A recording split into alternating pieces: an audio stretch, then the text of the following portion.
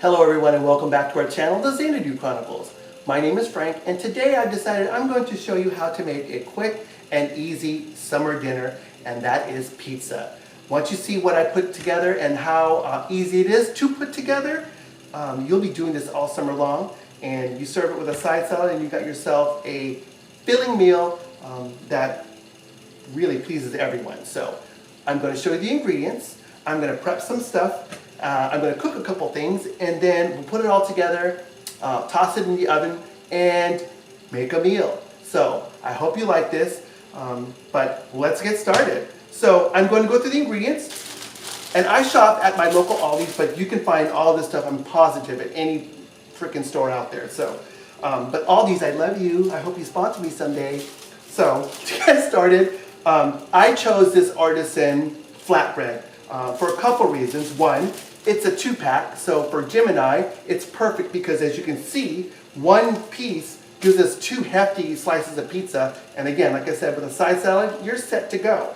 And there's no waste or extra. So, but another thing I like about this whole recipe and this flatbread as my base, my dough, is that if you're going to have a party for the summertime, it's fantastic because you can use something like this, cut them up into easy squares to eat, and satiate just about anybody because, you know, the options are endless. And depending on, you know, who's coming over, you can make them to suit any dietary restrictions just based on the ingredients that you decide to use, okay? So think about that for your summer parties, which I'm sure a lot of people are going to have this year because we really couldn't do it last year, huh? So, flatbread.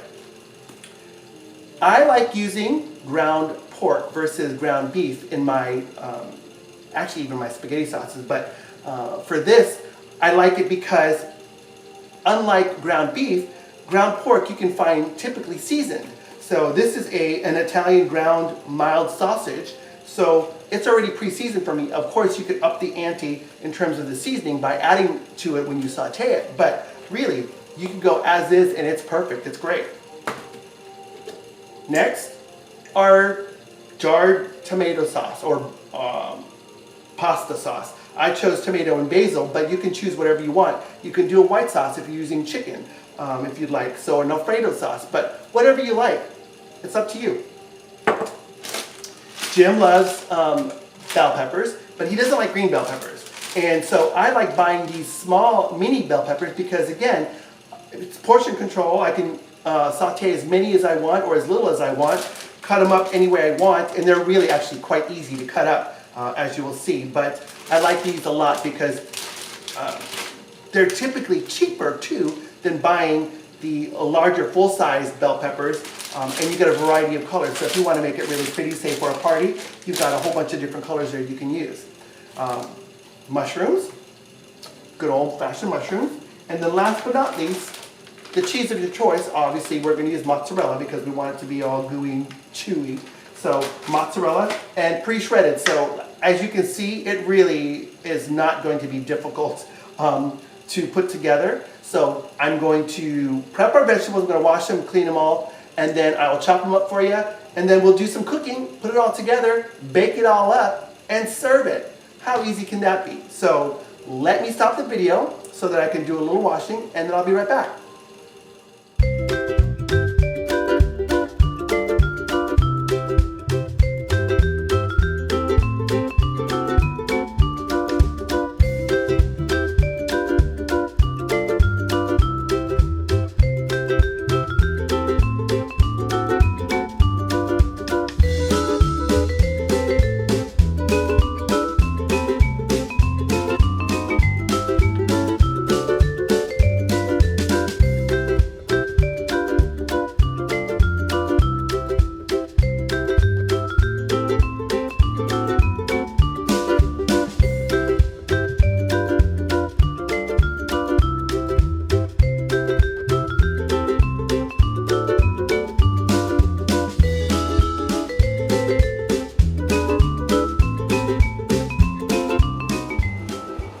Okay guys, welcome back. As you can see, and now I'm in front of the stove. I've got some oil heating up, some olive oil heating up. I've got the oven preheated to 425 because really, after I saute these vegetables and do the meat, it's just a matter of putting everything together and popping it in the oven. So I want the oven to be ready and nice and hot. I've got my salad fixings already started in the back, so all I need to do is put them all together and dress it, and dinner will be done. So like I said, I've got this heating, it's medium high.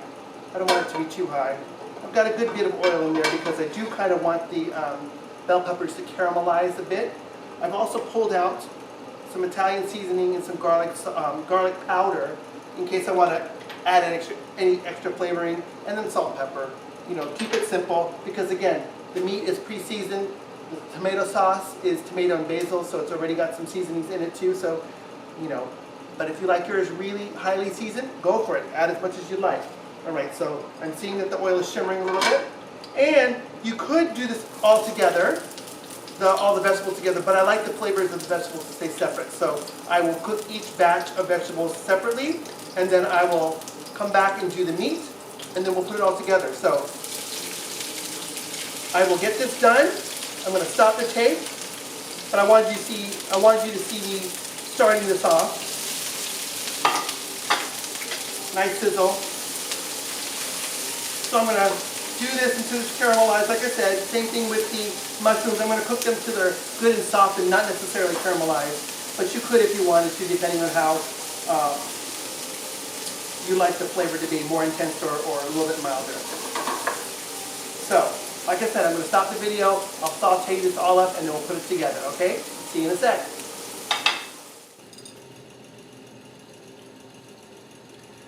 Okay, folks, so I've cooked everything up. I'm going to show you because you can't see it in the camera, but see all that? See how the vegetables shrunk down quite a bit? I've got the bell peppers caramelized, and these are just at the point where the liquid started to evaporate away because, of course, mushrooms release the liquid.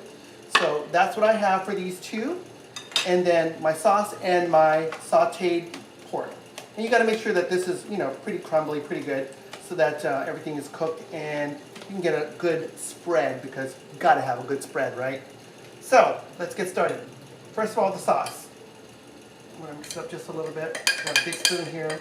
And I'll do one just so you can see me put it together, and then I'll put the other one together off camera, and I'll pop it in the oven, unless I can do it fast enough, and then in which case I'll show you both. But the thing that I learned about making the pizzas, and we've all made this mistake when we do this on our own for the first time, is that we put too much sauce on it.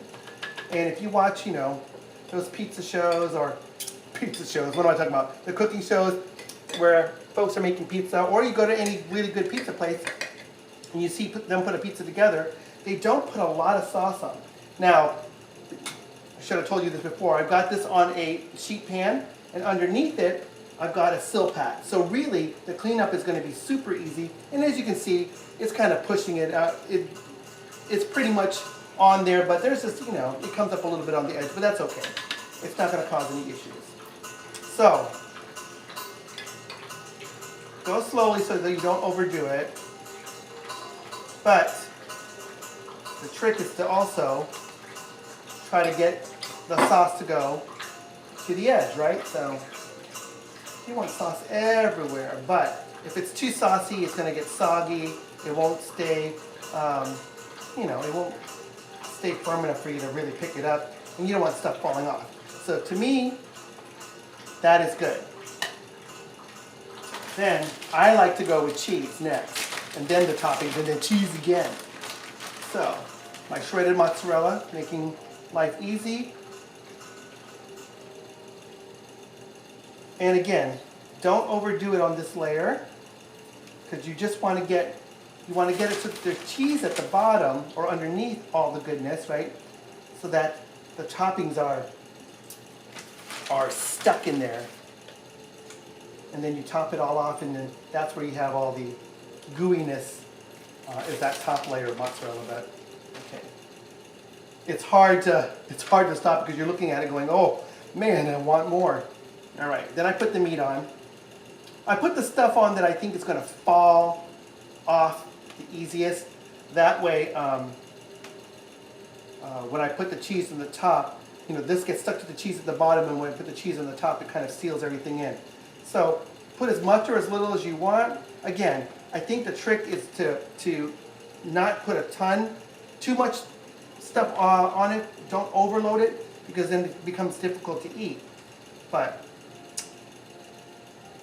sometimes you just can't help it. You want a loaded pizza, right? So I hate it when I get a pizza, when I order a pizza and it just doesn't seem like it's got enough toppings on it. You want every bite to have some yumminess, right? So, okay, I'm getting to the point where I'm going to overload it if I don't stop. But I want to make sure, like I said, I look at the whole thing and try to figure out, you know, where I could use a little bit more. All right. So, since I have 2 pizzas, I'm just going to split the vegetables in half and just use, and you can't see this because it's off camera, of course, but I'm just going to use the half portion for each pizza. As you can see, these are pretty caramelized. And again, I like to try to disperse it as evenly as possible. And shoot, use your fingers. Don't be scared. Don't be scared of getting in there. What's a little finger flavoring, huh? Okay, this is Jim's, and I'll put a little more of the peppers on his because he likes peppers. Don't forget the edges. Don't forget the edges. Okay. I want a little bite of everything in every bite. All right, there we go. Now mushrooms. And again, same thing. Just spread it about. I kind of put globs on and then I just move the globs and disperse the stuff, the veggies. The veggies. I'm whispering now, talking to myself. I'm in my zone. I want you to hear what I'm saying. So, spread the veggies. Spread the veggies. And then when they go in the oven, at 425, I put it on the bottommost rack to make sure that, you know, the flatbread is getting thoroughly warmed up and toasty. And then I'll move it to the top so that the cheese can brown. So let's do the last layer of cheese, and then like I said, I'll stop the camera, I'll do the other one, pop it in the oven, and again, about 10-15 minutes, watch it. You know, everybody's ovens are kind of different, so you gotta watch it, make sure it doesn't burn, but start off at the bottom tray, or yeah, what else? Bottom rack. Huh. I lost my train of thought because I got it all into the cheese. Bottom rack, and then move it to the top so that the cheese can get browned and gooey and yummy.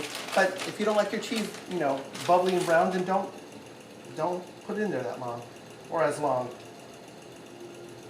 I literally want to burn the skin off the top of the roof of my mouth. I'm one of those folks. So,